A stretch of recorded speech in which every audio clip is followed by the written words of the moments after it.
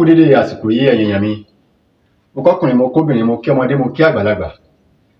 Níbikíbi tẹ́ bá ti ń wò mí, ojú tẹ́ fi ń wò mí ojú náà ò ní fọ́.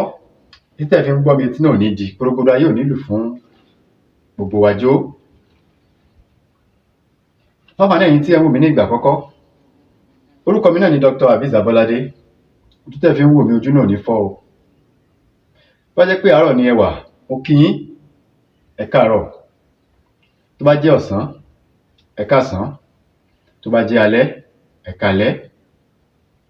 Mo dúpẹ́ lọ́wọ́ èyí tí ẹ subscribe sórí ìkànnì yìí. Àbùsí ń tolókun, àbùsí ń tọlọ́sà. Ẹ̀yin náà kàn tẹ́kẹ́ tó rí kan, ọwọ́ yín ò ní kan ìsàlẹ̀ àpò.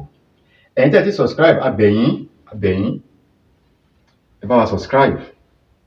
Ẹ má kàn máa wò wá lásán, ṣé mọ̀ pé kú iṣẹ́ náà ní mú orí ẹni yá.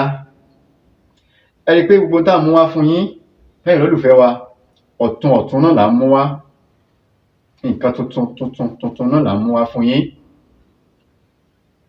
Ayé yín ò ní dòbu. Nǹkan tuntun náà ní mọ̀ wọnú ayé yín. Nítafẹ́ lọ́wọ́ yín lólùfẹ́ wa náà nìyẹn, pé kẹ́ bá wa subscribe, kẹ́ bá wa share fídíò káàkiri, bá wa like. Ní tí ò bá yé yín, ẹ comment. Mo dúpẹ́ lọ́wọ́ yín tí ẹ pè mí náà. Inú mi dùn. Tọ́lọ́pọ̀lọpọ̀ ẹlòmíì tó máa rí wa ní orí bá ṣe ń sọ̀rọ̀ ẹ̀wọ̀n ni àwọn 419 ni 419 ni wọ́n. Bẹ́ẹ̀ ni ọ̀pọ̀lọpọ̀ ẹlòmíì ò sọ bẹ́ẹ̀. Ojú tẹ́yin fi wò ó kọ́lẹ̀ lómi fi wò ó.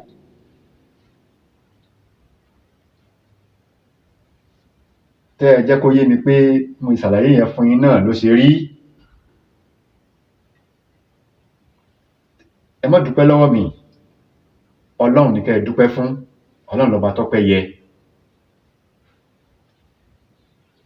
Ẹ káàbọ̀ sórí ètò wa àṣírí ewé àti egbò àwọn bàbá wa.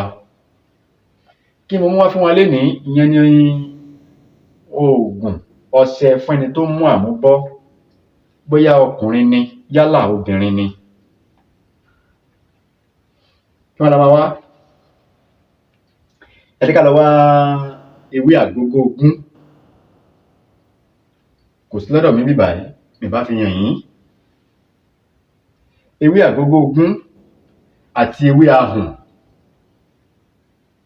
Tó gba lamọ tán ń pè ní ewé ahùn. Kò sí bí ẹ má bínú, ó yẹ kí n fi hàn wá. Àmọ́ ewé tí kò le láti mọ̀, ewé tí ò ṣòro mọ̀ ni. Wá lọ́dọ̀ àwọn àgbàlagbà. Ẹ bèrè ewé ahùn, wọ́n fi hàn yín. Ewé àgógó ogún yìí ó máa ń wù káàkiri lẹ́gbẹ̀gbẹ́ ilé. Ó máa ń tẹ̀ kọdọrọ báyìí. Èso orí ẹ̀ bí ó ti tẹ̀ kọdọrọ ni. Wọ́n ní àgógó ogún kì í síjú Elédùmarè. Ó ṣèwọ̀, kò ní gbórí sókè, yóò tẹ̀ kọdọrọ báyìí ni. Ewé àgógó ogún, ewé ahùn àti ewé jíwínní. Ewé tó ń pè ní jíwínní ni wọ́n lè ń wò yìí. Ẹ ti rí báyìí. Jíwínní, ewé tó ń pè ní, mo ti fi hàn yín ní àwọn fídíò tó kọjá lọ. Ẹ máa rí i pé ó ní èso ní ibi ọrùn báyìí. Èso wà ní ọrùn ẹ̀. Ewé jíwínní nìyẹn. Ṣé ẹ rí ewé yìí? Ewé ahùn àti ewé àgógó ogún á gùn papọ̀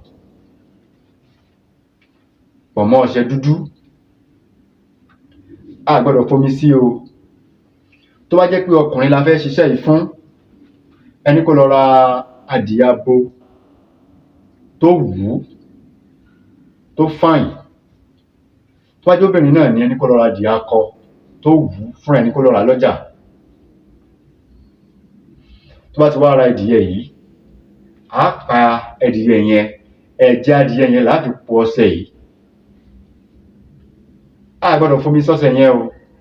Ẹ̀jẹ̀ adìẹ yẹn láti ṣe omi, ẹ̀jẹ̀ adìẹ yẹn láti gún ọṣẹ yìí. Ẹ̀jẹ̀ adìẹ yẹn ni ó jẹ́ omi láti po ọṣẹ yìí. Bá ti wá gún tán, àti wíwé jíwínní, àti wíwé àgógó ogún, àti wíwé ahùn, àti wá gún papọ̀ mọ́ ọṣẹ dúdú.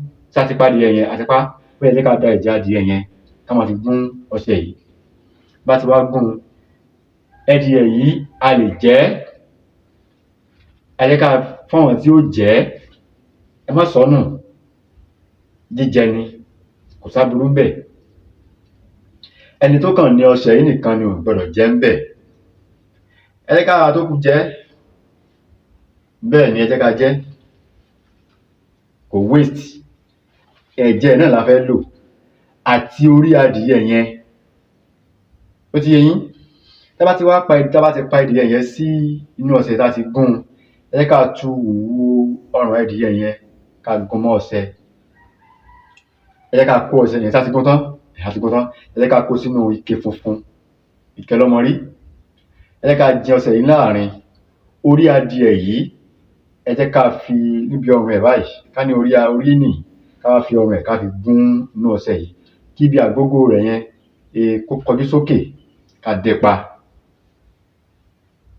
Ó ti di lílò nìyẹn o. Ẹ jẹ́ ká máa fi wẹ̀ lójoojúmọ́.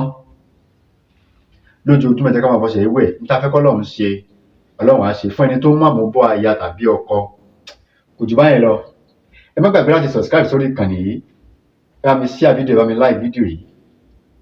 Ẹ comment tí ò bá yé yín, ẹ béèrè. Màá ṣàlàyé fún yín yékéyéké. Màá ṣàlàyé fún yín dáadáa. A lè fẹ́rẹ́ ni tí ó fẹ́ bá mi sọ̀rọ̀ lórí WhatsApp. 080 WhatsApp number mi nìyẹn.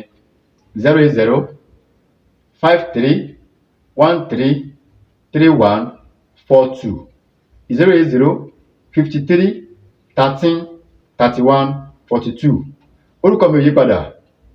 Orúkọ mi náà ni Dr. Aviz Abolade. Ire o. Ó dìgbà kan náà.